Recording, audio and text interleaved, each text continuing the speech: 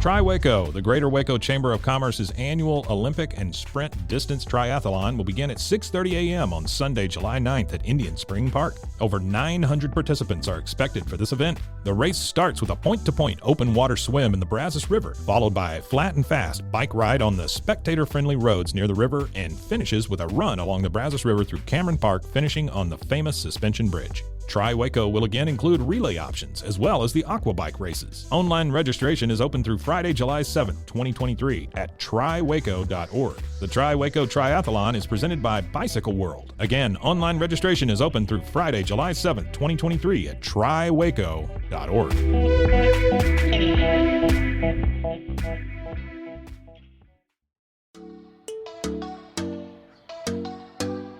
Welcome to Purpose-Driven Sobriety.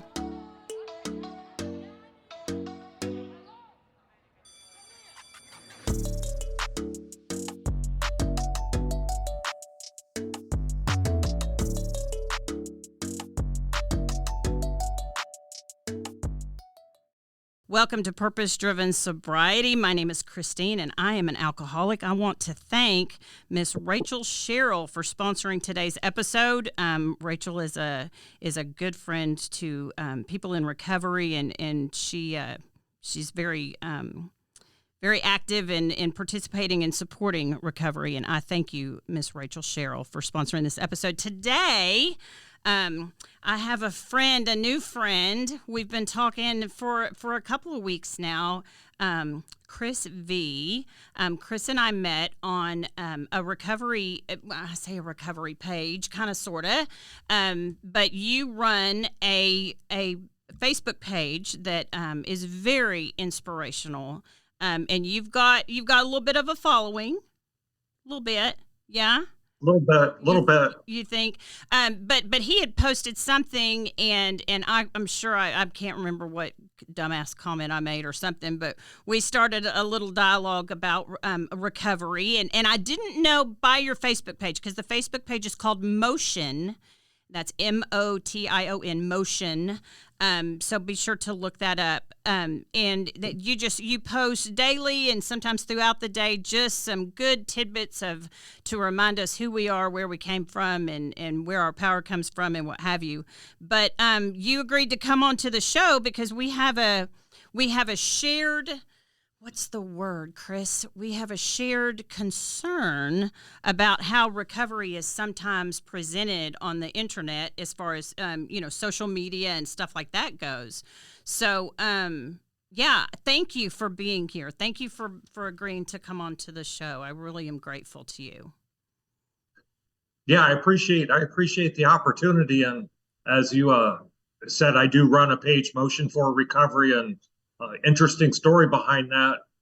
2018 is when I started that, and throughout my endeavors as an alcoholic, we ended up losing everything and being in a homeless shelter. And I started Motion for Recovery on the Obama phone using Wi-Fi because I didn't have internet, I didn't have anything. And one thing that I noticed about recovery being portrayed on social media, it seemed like it was all glam. I called it glam recovery. So is that what made you start the page? I mean, because I'm curious what your thinking was. Were you active just on social media beforehand? A little bit, but in my recovery, I wanted to take all the tools that were available to me, not just AA, but surrounding myself with good people, going to church, talking with others, volunteering. I think recovery has to be a well-rounded. Sure. I don't think you can just I visualize it as a triangle, that you need a good foundation on all 3 points in order to be successful in recovery. And since social media is so prominent in everyone's lives, I just wasn't seeing any encouragement on social media. It was all glam. It was all people that were, and good for them. They're like, after 3 days, then they're holding up peace signs and I feel so great. Man, after 30 days, I couldn't take a proper shit right or even think straight. And I still wanted to, not so much, but I still wanted to kill myself or kill someone else around me. I mean, I was, hanging on, Yeah, white knuckling it. I just didn't see a platform where people were really talking about what happens in The recovery. It's reality. not all fluffy puppy dogs and glam and that's great and everything, but I also think that that can be dangerous for somebody that is just starting out in recovery and they're not plugged into the recovery community in real life. Right. And then they think they're doing something wrong or it's not going to work for them. And Lord only knows what happens to them. But yeah, the reality And then of they're it. right, then they're right back out. And today's different than it was 30 years ago. Oof, People die, man. and we've lost. I've lost count of how many people we've lost in the past 2 years, and it's scary. I don't like to say to somebody that well, if you don't like it, go back out and well, people go back out and they die. They never come back. Yep. They don't come back. They're not going to come back. We always say keep coming back. Well, some people just they're not going to be coming back, and it's a very dangerous world out there today with the drugs and the alcohol and just the scene that's out Right. on the streets today. It's not like it was 20 years ago. Well, I got to tell you, one of the things that I noticed, because you've got, and I don't know if I'm in a building that I don't know if I can pull it up. How many followers do you have on Motion right now? I have 267,000 followers, and each week I reach about 31 million people. There you go. So, and I'm in, I don't know how many recovery pages, that I'll dip into or contribute to or what have you. But I got to tell you, 9 out of 10 of the ones that I'm in, and I've not witnessed this at all in Motion, in the Motion page. But on so many of those sites, there are such assholes in recovery that someone will post, I'm a month sober and I can't stop thinking about, alcohol or whatever their vice is. And people will attack them. I mean, and basically say, well, if you were doing what you're supposed to do, or, just instead of having compassion and remembering what it was like at that stage of their recovery. And usually it's what we call in recovery world, old timers, that have some time under their belt that quite frankly should know better. That are shaming these newbies because they're having normal reality symptoms of early recovery. Yes, absolutely. And what we don't hear about is, okay, how are people supposed to live in recovery and deal with everyday shit that happens every day? Like, just because you had stopped drinking and you hear an old timer, well, you need to read the big book. Well, when I got sober in 2016, this wasn't my first round in AA. I've been in AA since the mid 90s, and I've done the steps and I've read the big book, and I wanted to say, I want to shove that big book up your ass. I need to know what I need to do how do I deal with this? How do I make it through how do I make it through the next couple of hours? I mean, yes. just, let alone a day. And I remember sitting at a recovery table and just thinking, there is no possible way that a fucking book could solve the kind of problem. I was going through seizures whenever I would try to stop drinking. And yes. so you're telling me I just need to get the book and I just need to read a book? Bullshit. There is no. I needed a medical procedure. I needed a team of doctors. I needed something. I didn't have a clue what it was, but it sure the hell wasn't read a book. And it just man, there's so many. That's what I love about your page, is that it's not unrealistic fluff. I don't see in the comments, I have not witnessed shaming or, it's almost bullying on some. And I got to tell you, there's one page, and you and I'll talk off mic, about that one. But there's one page, and they actually sponsored a show early on of purpose-driven sobriety, and I love the guy who started it. But it's almost gotten out of control to where it's gotten so big that he can't He can't police everybody, but just the Right. awful things, people leaving the page just because they feel like they're being shamed for having real reactions early on in recovery. Well, what it comes down to is I don't think people should rely on social media as their Oh, for main sure. cornerstone of recovery, Yeah. and that's what we're seeing, because we have a whole generation of individuals in their early 20s, late teens, sometimes even early 30s, that they grew up on social media. This is how they communicate with the rest of the world, is via social media, and it's an unrealistic expectation. Mm-hmm. You need to be with a real person. You need to talk with a real person. You need Right. to talk with somebody that has been going through this. You need to talk with somebody that's built their life from nothing, got their license back, took care of all the bullshit and the consequences that came with it, and dealt with staying sober, and have that as your mentor, not a social media page. And Well, that's what I see in social media. Right. And then you throw 2020 on top of that, where, liquor stores were essential, but we weren't permitted to go to recovery meetings. Right. So which I'm grateful that Zoom was a thing, and I'm grateful Zoom is a thing now. I'm with you on Zoom. You're in California, right? I'm in Texas. Yeah. So this is a beautiful way for you and I to have an eye-to-eye conversation, but just like you said, Chris, the program of recovery was not meant to be done through a screen. It was meant to be knee to knee, soul to soul, guts to guts, not filtered through a screen, and albeit that I believe that social media and whatnot is a tool. I think it is a tool but I think when you go into it as far as contributing, not trying to get your recovery out of it, but contributing what you're learning for the next person who's, behind you coming up in recovery. Right. Yeah. And I don't see any pages that people are just raw and honest. Nope. And I've gotten banned from several major sobriety pages just because I've been raw and honest about that. They've actually banned me. Because sometimes I can be a little too, I can be harsh with my rawness and my honesty when I speak. Right.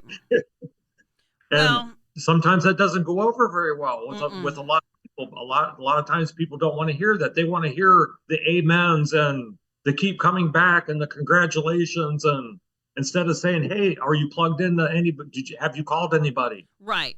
Have you been to a meeting? What city? I've even gone as far as saying, "Well, what city are you from?" And look up all the AA meetings. Look up intergroups. Yep. I've done the same thing. Just call. Just get Right. somebody. Somebody will call you back. Yeah. And give you connections to go meet for some coffee. And people don't want to hear that. A lot of people don't want to hear that. They want an easier, softer way. Right. And there's no such thing. And it's There isn't. it's killing people. It's killing people. There isn't. And my story is a lot like yours. I ended up in the hospital for 11 days in the ICU because I had a seizure.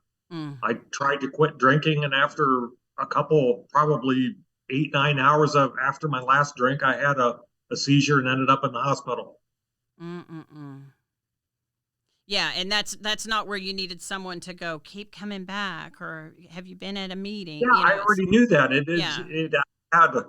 Like I said, I had been in, multiple rehabs. I've been in AA, and I knew exactly what I did when I fell off that wagon 2 years before that. A lot of people say, I don't know what happened. I'll call them out on that bullshit. You know exactly what happened.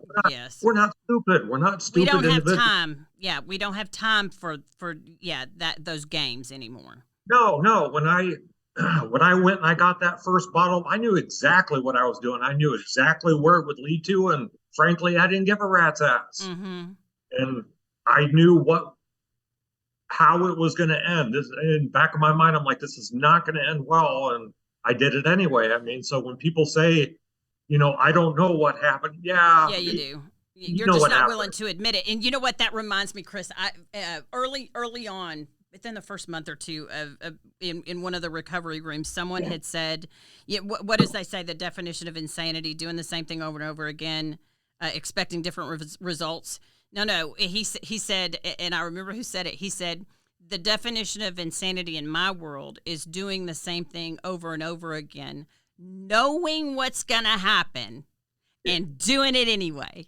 You know, Right. that is the guts of addiction and the disease of addiction. I mean, on a soul level, you know what's going to happen, but No. it's like it's cunning, baffling, and powerful. You can't, Yeah. left to your own devices, you can't control it. Yeah, absolutely. Another thing, what I don't hear pages talk about, and I'm sure you've heard about this post-acute withdrawal syndrome. Ugh.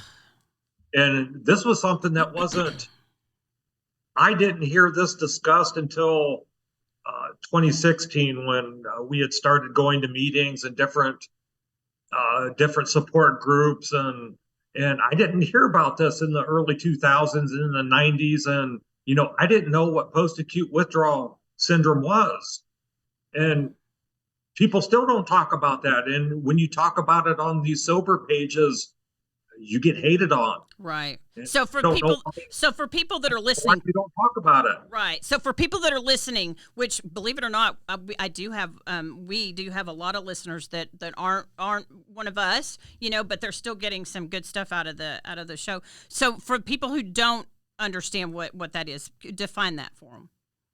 Post-acute withdrawal syndrome is, how I think about it, is how long it takes your brain to normalize the normal chemicals that you should be having in your brain. And it's going to be a roller coaster. Sometimes it can take up to a year, sometimes 2 years before your brain chemistry finally normalizes back to what it was before you started drinking or drugging. And it will go in cycles. A lot of times you hear the 90-day mark. That's in AA. I always heard your 3 month 90 is days, 90 meetings in 90 days. The crucial period. Well, there's a reason behind that, because that's when you've reached that pink cloud, and now those chemicals will start to go down, and they actually will dip down, and you can go into a depression, moodiness, and you're more likely to relapse at that 3 month mark. And that's one of the symptoms of post-acute withdrawal. And it takes a while. And I'm not saying that to scare off people that are in recovery. You have to realize you didn't do this damage to your brain in 30, 60, 90 days. It's going to take a minute. Well, it's and when take a minute for everything to get back to normal. Right. And when but that's what I love about you, Chris, is you're willing to talk about it, because for the person who is out there who's at 45 days or 60 days, and they are on what's called, we in recovery, we call it the pink cloud, where all the world seems to be going great now. It's going great. I'm sober, and it's like, okay, but life is going to continue to do life. And odds are something's going to happen. When you know that there's a possibility that you could have these feelings after 90 days, and when they happen, maybe they aren't quite as profound. When you've acknowledged that that's a possibility, and you're aware of it, is, I guess, what I'm trying to say. Yeah, a lot of people aren't aware of that, and then all of a sudden, life kicks your ass, and all of a sudden you drop. Your emotions swing a lot more than what they were if you were normalized, and we don't talk about that. And all of a sudden, AA doesn't talk about that at all. And all of a sudden, the program doesn't work. And it's like, no, the program does work. It does work. This is a normal thing you're going through. The program that's where keep coming back. It's like, no, I just need you to hang on. You're just in a little bitty season.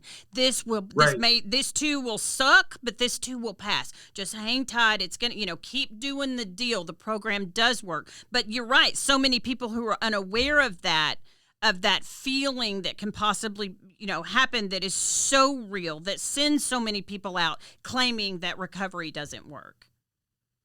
Right.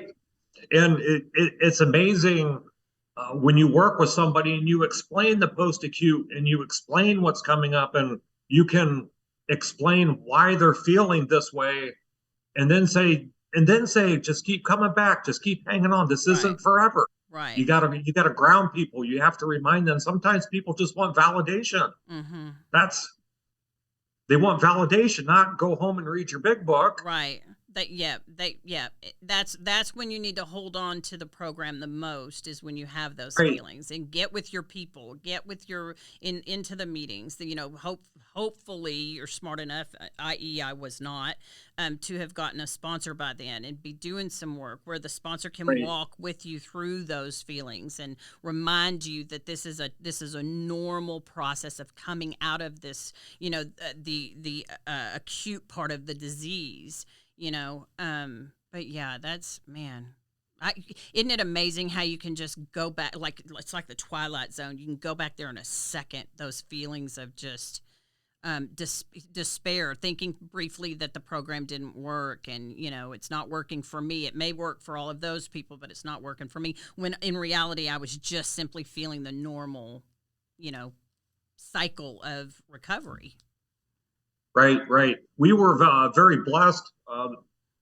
First couple years into our sobriety, we attended a meeting every Saturday. It was called Sober Support, and this was on top of all the AA meetings that we had attended. And during this meeting, we talked about stuff like this. We talked about post-acute.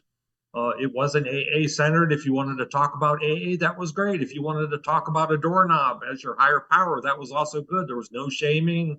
It was popcorn style. You brought everything to the table, and it was real and it was raw, and that helped a lot of people. And that was on top of going to AA. But what we had discussed in Sober Support, it was almost like it was taboo in AA. And AA, no one wanted to talk about the post-acute or the medical side of this disease, and it is a disease. Oh, 100%. 100%. And it's chronic. It's chronic, meaning it never, the disease itself never goes away. You can control the symptoms, with what I call the medicine, which is working a program. For me, it's the program.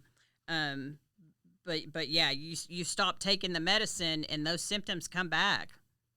How much time do you have now?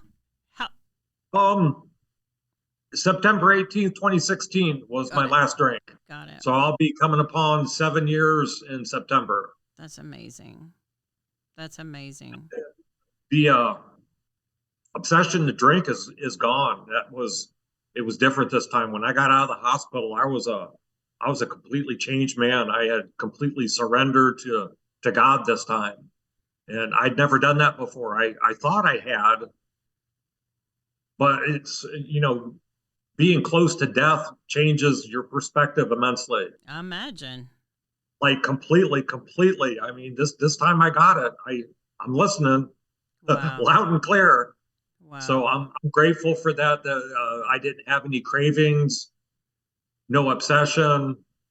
And I know I can't drink again. I mean, there's certain lines that we cross in our addiction, and this is one that I can't cross again. I'm not going to make it back. Mm-hmm. Oh, for sure. Me neither. Yeah. There were, how many years did I say, well, I'll never drink in the morning? And pretty soon, what am I doing? I'm drinking in the morning because I can't function. Mm-hmm. So let's go back to when you started motion. You said you were homeless. So were you just wanting a place to contribute things you were learning at the time, or what was your motivation behind starting the motion page? I just wanted, the original motive behind that was to get some money coming in so that we could help support the homeless shelter. I wanted to help with the meals monthly, to be able to have it something catered in for the homeless shelter, because each week churches will sign up and give meals, daily meals, 7 days a week. And there were many times during the week that we didn't have a meal. Nobody catered anything in. Oh, wow. And so after I had gotten out and, I had gotten a job, we would just call up and have something catered in for all, 40 or 20, 30, whoever was in the shelter, we'd have a meal catered in. And so one of the reasons why I had originally started Motion was to try to build up a following and get donations so that we could do that for them each month. And people don't like to give money like that. Yeah. And so it just turned into just daily encouragement. And it's all Christian based. I'm all about God on Motion. Mm-hmm. And sometimes I will mention recovery. There's a significant amount of recovery that is on Motion, but I try to keep the recovery, what I call the recovery drama and bullshit, out of it. I don't want that in Motion. Motion's a safe place to where if you open up Motion, you're going to get a daily dose of hope. Right. You know, we had people encourage us, and that's what I try to do on Motion. Well, and just by the following, it's clear that you've accomplished. Yeah. That. You have accomplished. And what was behind? When we had an initial phone conversation a couple of weeks ago, remind me where the name came from for the page. Motion, to be God's hands and feet, requires motion. There you go. And I think that's very important. I tell people, if you want to see miracles, go to a homeless shelter, volunteer. Mm-hmm. If you want to see miracles, go to a detox ward and talk to some people that are grateful to be alive. Right. You know, you have to love people where people are at. Right. You know, some of the most profound conversations I've ever had have been standing in line for soup kitchens. Wow. Talking with the individuals that were in there. Some of the most gracious people. I mean, I stood in line at a soup kitchen one time, and we didn't have any cigarettes, and here was this guy. He didn't have nothing. What he did have was he had a bag of tobacco and some papers, and he rolled up about 20 cigarettes and gave it to us. He didn't have anything. And he was like, yeah, I can give you some cigarettes. And that touched me right there. I'm like, here's a guy here that has less than what I have, and he's giving me something, and he's happy about it, and he's happy, and he seems content, and everybody's smiling and talking, and I'm like, that I want that. And they don't have anything, and that's what struck me, is all the stuff, all the bullshit that I've had throughout my whole life. And the most content that I can ever remember has been having those conversations when we didn't have anything. And that taught me right there that stuff can't bring you happiness. Mm-hmm. Yeah. And it's the lack thereof, and all kinds of, different people killing themselves trying to obtain those material things. And again, that's why a lot of people drink and drug, from the stress of it and the weight of it all. Yeah, they're trying to fill something that is not going to fill. So what would you say would be, for the person who's white knuckling it, that's seeking advice on social media and what have you? What would you say to that person? I would say that they need to get plugged into a recovery community. To not just solely rely on social media. Yeah, social media is good to pass the time, but that doesn't take place of an actual live human being. It doesn't take place to somebody picking you up and having coffee and talking with you and say, "Listen, I know what you're going through. I hear you." Well, and listening to you without judgment. Yeah, because you're not going to get that on social media. Social media is colored for the likes and the traffic, and you're not going to find what you're looking for on social media. Well, and most of the time, you're not going to find it in your own household or in your own family. No, you really need to pick up that phone and get in contact with somebody. You need to get plugged in, people, places, and things. Mm-hmm. You can't escape that on social media. That's what I think a lot of people don't understand is in recovery, you have to change people, places, and things. Right. And picking up that phone isn't going to change the people and places and things. Well, and staying behind that computer screen or that phone or iPad or whatever that you're on social media is not going. There's so many people that I know that have come into the rooms, in where I am, that, tried to do the Zoom meetings and they stayed drunk and drugged. I mean, it's like, that's not how the program was intended to be worked. No. Life is still out there. Life doesn't stop because you're hiding on social media. Life is still out there, and in order to be successful in recovery, you have to learn how to navigate real life, not social media. And real people. And real people. I mean, there's still a good number of people. Yeah, I've got basically 2 home groups. Still a good number of people that haven't returned. That I'm doing Zoom these days, and I'm just thinking, okay, to each his own. But Right. I don't know. I mean, I don't know how you're doing it. I couldn't do it. I mean, I got to tell you, it was about 2 weeks after they, air quote, shut the country down, and Rick and I, my husband and I, own a building here in Waco. Where, we have people that lease space, and I have a conference room that I host. I say I host a women's meeting there every Saturday. And so we had to, because at the time, in that moment, it was the right thing to do to shut the building down because we didn't know what was happening. I mean, we just didn't have a clue. And so there went 2 Saturdays or so without meetings. And Rick came and sat down beside me one morning and had tears in his eyes. And he said, "You have to do something." And I kind of looked at him. I said, what are you talking about? And he said, You've got to somehow get meetings going. I'm worried about you. I haven't been this scared for you since before you got sober. And that was just a ton of bricks that hit me. And I thought, shit, if he's seeing that in me, clearly I was not seeing it in myself, and the disease was coming right back. And so I got on the phone and did a mass text to all the girls, and I said, here's the deal. I will be there at 10:30 this morning. I would rather die in your presence than die without having my support. I have to get with you people. We have to be there for each other. And so that meeting, I think, quite frankly, even to date, had the most women in it because everybody just needed that contact, and it killed a lot of people too, not being able to, participate in their recovery. It did. I tried the Zoom for a little bit, and it just wasn't the same at all. At all. Yeah, I copped a huge resentment towards Zoom. As a matter of fact, I canceled my subscription, shortly after that, and I thought, fuck that. Right.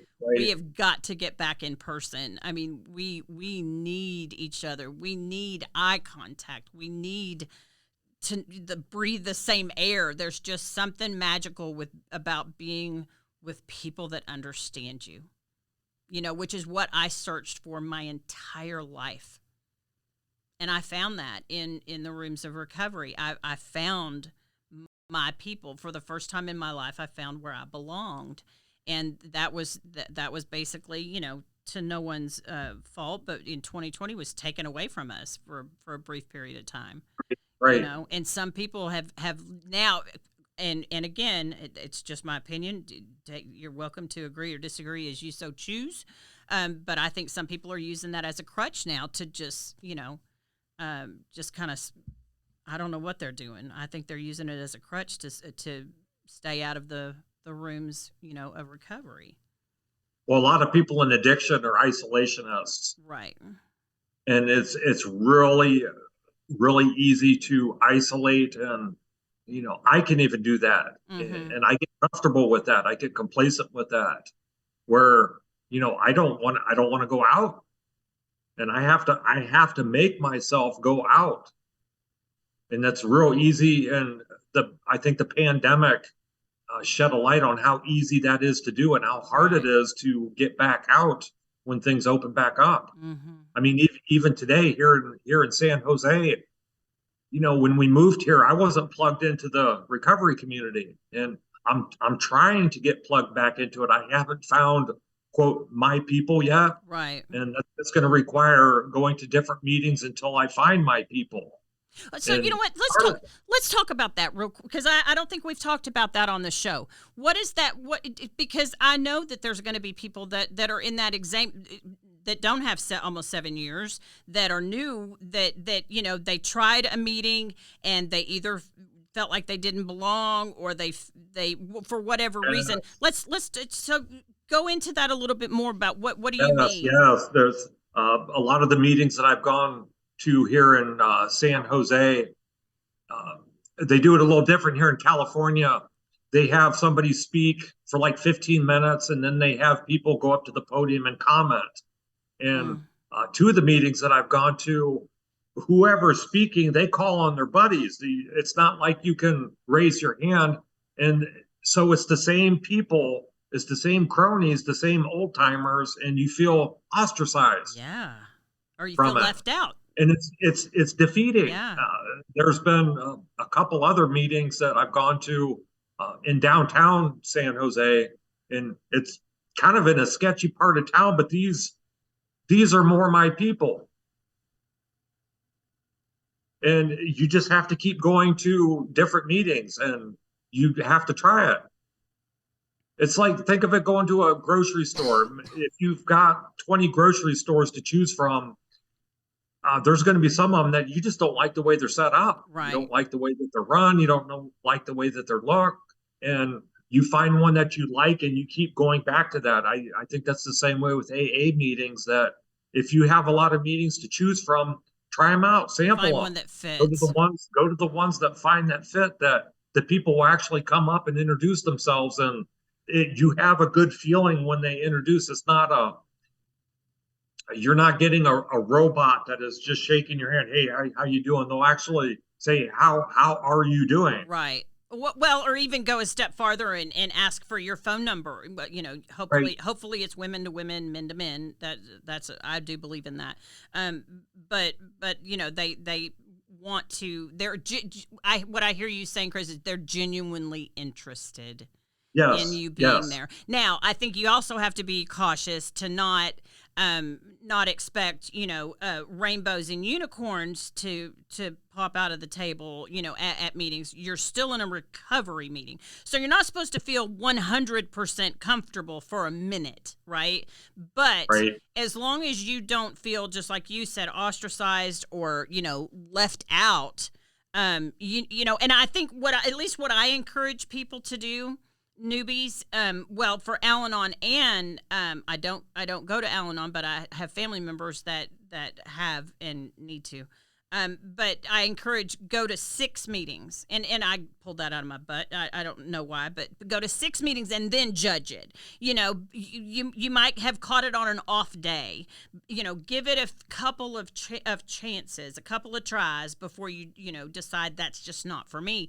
Because you're exactly right. There's several. We've got a bunch of meetings. There's a lot of recovery in Waco, Texas, and there's just some meetings that I feel more at home, with than others. I mean, that's just a personal preference, but that doesn't mean the program doesn't work if you're not, because I love it. One of the guys in my original home group, he says, this is not Well People's Anonymous, right? You're coming into a room of sick ass people, so you can't expect everybody to be on their absolute best behavior, manner wise, and all of that. I mean, you're still coming into a room with alcoholics and addicts but it's you got to keep trying them on until you find the one that fits, and not use that. What I'm trying to say is not use that as an excuse to not stay seated. Right. To not go into a meeting and sit you got to give it a chance. Yeah, if you want the benefits of it. Yeah, like in real life, we're not going to like everybody that we meet. No, not everybody's going to be our best friends. Mm-hmm. How many people do you know, and how many people would you consider, close friends? And I'm sure it's a significant number. And it's the same way with AA meetings. If you have a lot of meetings to choose from, shop around a little bit. Find which one that feels right for you, that's helpful for you. And claim your chair. Claim your chair. Because you have just as much right to have your ass in one of those chairs than anybody else sitting in there. And literally, if you're anything like me, and what it sounds like with you, Chris, too, your life depends on it. Absolutely. Yeah. And you're, and to go even further, 11 years later for me, my joy, my peace, and my happiness depends on me not, feeling comfortable in a meeting and continuing to do recovery, because I get to do this for the rest of my life. Right. And I'm so grateful for that. I'm at the point now where if I get the opportunity to speak at the meeting, I'm just real and raw. And what I've noticed is the people that speak before me are all big book pounders and fluffers, and I'll get up there and I'll throw down F-bombs, and I'll tell you exactly how this is. And what I've Mm-hmm. noticed is everybody that speaks after me are more real and raw after they hear me being real and raw. Right.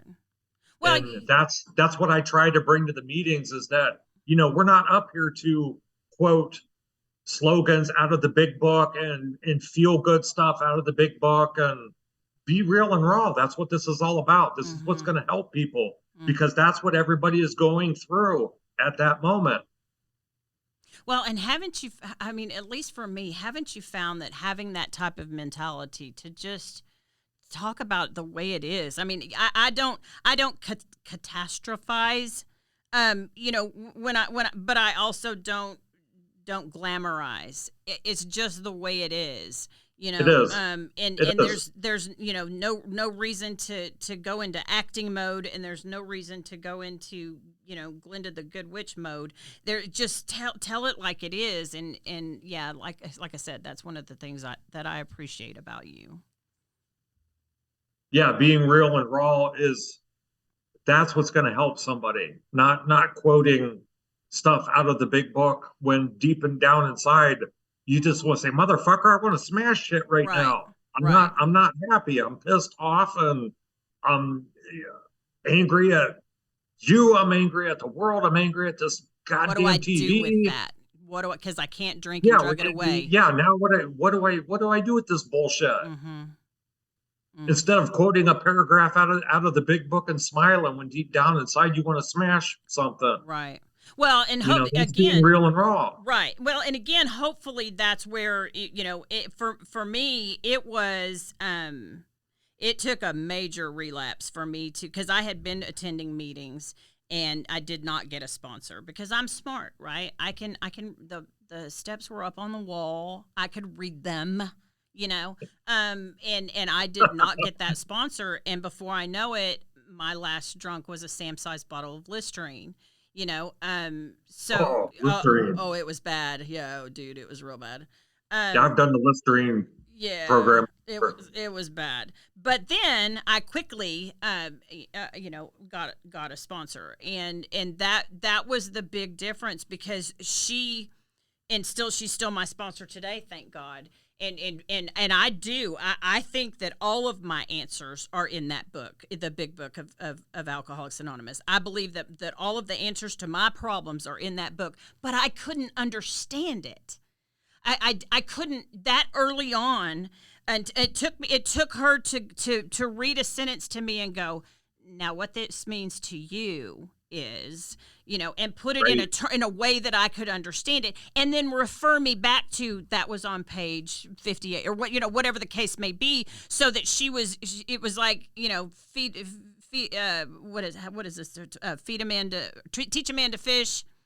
Give a man a fish, you feed him for a day. Teach a man to fish, you feed him for a lifetime. She was teaching me what was in the book, but she, to help save my life, she was telling me what it meant because I just didn't have the brain power to understand it at that point in Right. time in my recovery. I was incapable of stopping the madness in my head long enough to even comprehend what that meant. Just to leave me alone with a book. If she would have done that, she'd have killed me. Yeah, yeah. You know? Just the clarity. It was 7, 8 months before my head even started to clear up. Yeah. I mean, we'd be sitting talking to people, and all of a sudden I would look up at the ceiling, and I'm looking at the conduit, and I'm glitching out, and that happened for 6, 7 months after I stopped drinking. It took a long time for the fog to clear out of my head. And that's what I want people to understand is the longer that you drink, the longer it's going to take for that fog to lift. And if you don't stop, man, you could end up with wet brain. It may never come Oh back. man, I've met. Luckily in my life I've only met one person. That was when I was in treatment. Yeah, that was a, oh my gosh, that was devastating to see. Yeah, absolutely. And they will never be the same. They are never going to get better. And that's a line that, you're risking if you have this disease and you keep drinking. Mm-hmm. You risk that you're not going to come back from that. One of the things recently that became very concerning to me on especially one specific recovery page that, there were, I've seen over the past recent couple of months, several people say, I'm 3 days, I'm 3 days sober, yay me. And I graze through the comments, and I don't see a single person saying, are you alone? Do you have someone near you? Because that's primarily when DTs and seizures can also start. Yes. Alcohol being the only drug that can kill you when you try to stop using it. Even a few days later, and just like you said, talking about the other symptoms that could go on for weeks, months, into another year even. But no one is giving them the warnings. And it's like, why would you, they were happy and celebrating. It's like, because I'm freaking trying to tell them the truth. Don't be alone during this time. Have someone, go stay with someone, until at least that you've got some type of a handle on it. Make sure your doctor knows. Make sure the people that are close to you know to check on you. Nobody's telling people these things.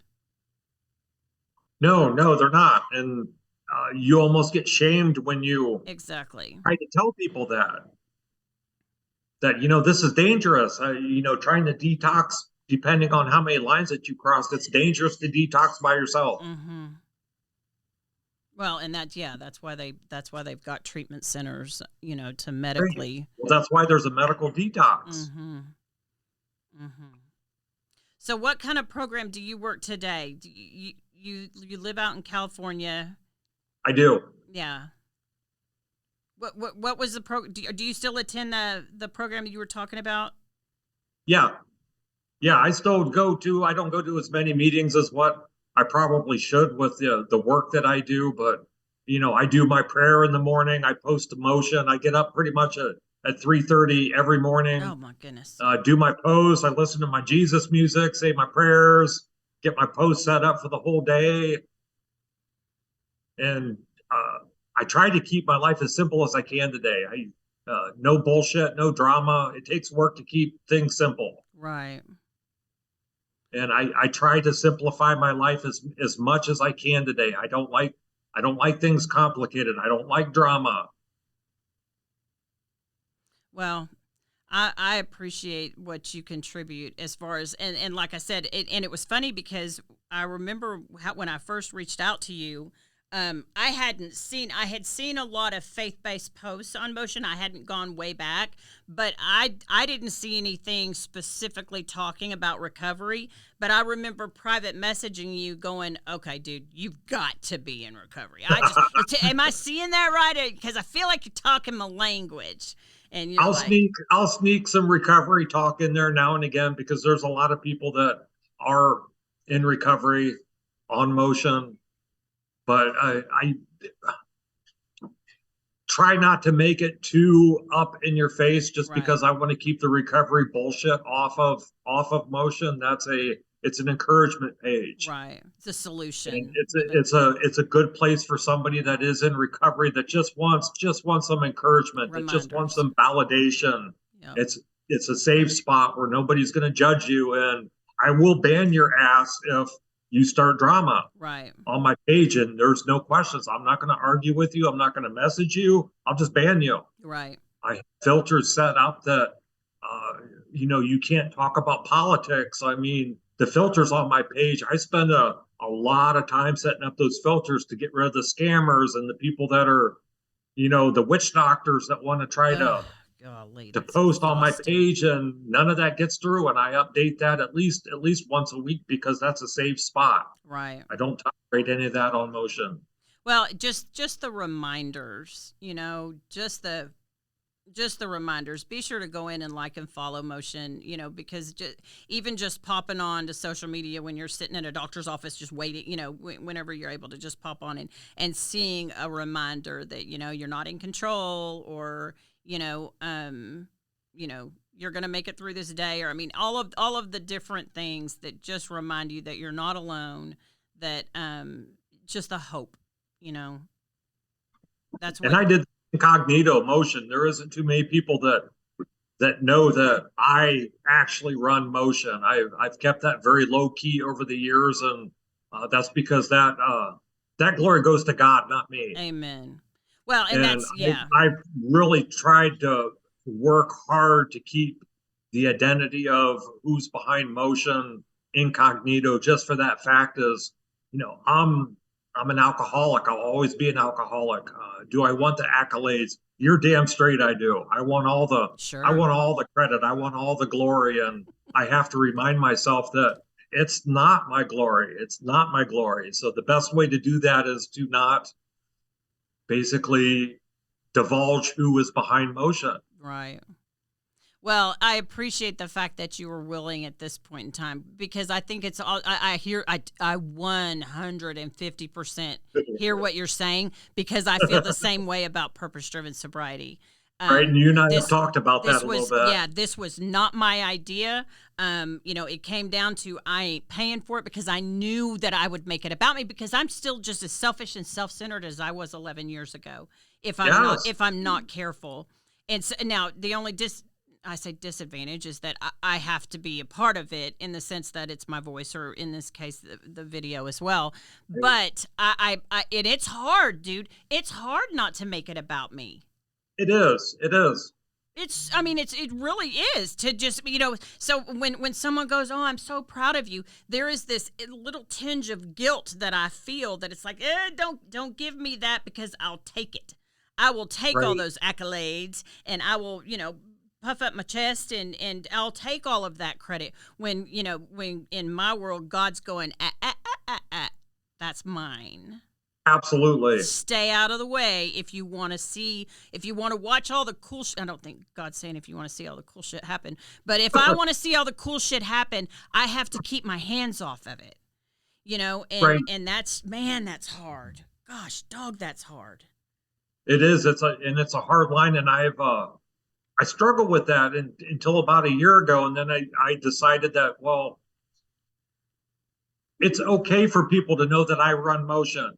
It's not okay for me to take that for my own self-centered ambitions. Well, I think it's also important, Chris, that they see that you're just a guy. You're not you're not some CEO or Fortune 500 Facebook guru sitting in a $1 million house, and which maybe in California you are, but in Texas, you know what I mean. But that you're just a guy. You're just as fallible as they are. You have the same problems. But you're doing such a great thing that so many people are benefiting, and God is using you. That's where it's such a different kind of pride, because I have such pride in the show Purpose Driven Sobriety, but it's not a pride that I own. Right? It's a pride that I'm just so proud that God saw fit to use me to do whatever he's going to do with this. And that's what I see you doing with motion. It's like, I'm going to suit up. I've never done anything like this before. I've never gone on a podcast. I've never reached out to any pages. And so I'm very grateful that God put us together. Hopefully in the future, we can do more of this and have more topics. Oh, 100%. And I'm grateful to see where God takes us. Right. You know what? I think that souls, and I don't want to get too deep here, but I do anyway. I think that souls just crave honesty and truth and just real. They crave that. They may not know it, but they crave it. And when they see it, they migrate towards it. Hence the success of motion, and hopefully what will be the success of what God's doing with Purpose Driven, and just to be a part of that is such a privilege. It's just a privilege. Yeah, it's awesome sometimes, isn't it? It is, but it's humbling. It's very, very humbling. But if you know, I say this, and I feel like I say it almost every show. You know, if God did all of this, and you know, because I have a day job, just like you do, right? Right. I have a job, but this has been encompassing for me. And what I've said is if and I know that it's reached numerous people, but I've said if it helps one person get into recovery or stay sober or you know and it has, then it's all worth it. It's all worth it. And it's up to God. I mean, it's just up to God to do with it as he sees fit. So, And I'm grateful that we can use technology to reach those people. right. Because, like you said, if it helps one person, and I've had numerous messages of people message me and said, you know, that's your post is exactly what I needed to hear. Exactly, You have no idea how much I needed to hear this right now. Isn't that cool when you hear that? exactly. Oh man. And at 3:38 in the morning, when I'm scrolling through all of my saved posts from the last 7 years, and I just happened to find this one and be like, yeah, that's good. That's good. That one resonates with me. And for somebody to message me and say, this is exactly what I needed to hear. This is what I'm going through. Thank you. And it's like, go You know, God, then go. it's Mm, worth it. That's part of me giving back when, you know, if I'm working full time, I can't necessarily give back the way that I want to give back. right. And so this is my way of my service work. Contributing. Yep. To the solution. And the beautiful part about motion too is that you know it's not geared just towards in any way, shape, or form people in recovery. It's just life, man. Life just beats the shit out of everybody. You know, we all need encouragement. We all need hope. You know, we all get in despair and get in our heads and our feels, and we need to be reminded that we're not alone, that we're not in control, and we don't have to carry, you know, so many times you hear people say, gosh, I'm just so tired. And it's like, yeah, you're tired because you're carrying around all kinds of shit that doesn't belong to you. You know, Yes. all of the things that you think you have control over and you don't, you just put them down. You know, so just Yeah, those simple, you're trying to drive in all four lanes when you just need to stay in your own lane. or get in the bicycle lane for God's sakes, you know, or something like that. I mean, my goodness, you know, but Or just pull over and take a nap. amen. Or just the simple reminder of like, oh, and I still need that all day, every day. It's like, oh, yeah, that's right. That's why I'm feeling like shit, is because I'm trying to control whatever situation. And just a Right. small reminder like that I see that, you know, that you posted just kind of snaps you back into reality, you know, and gives you the peace again. Maybe, you know, just peace. And that's all I ever wanted.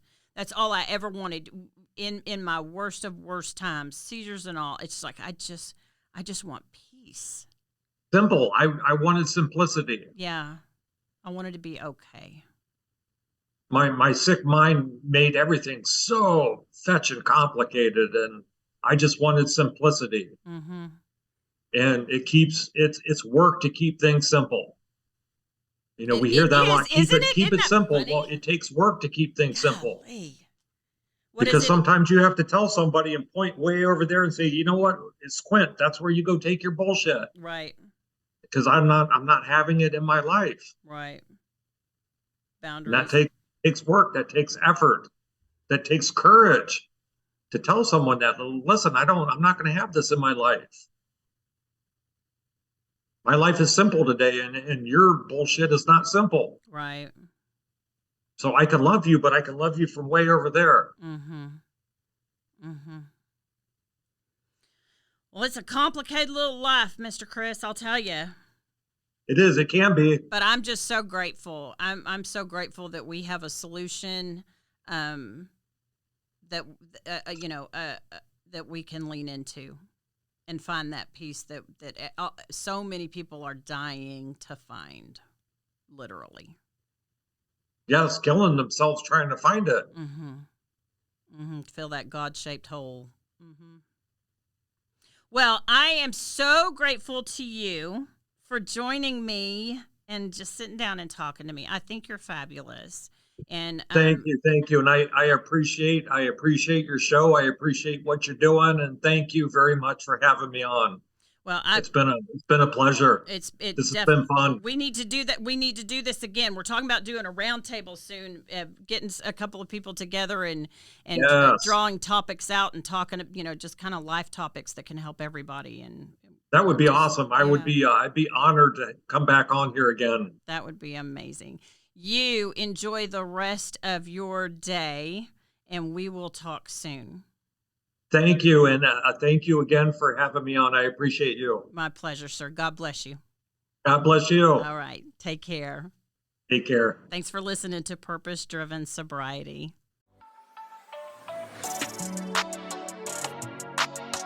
Thanks for listening to Purpose Driven Sobriety. Keep coming back.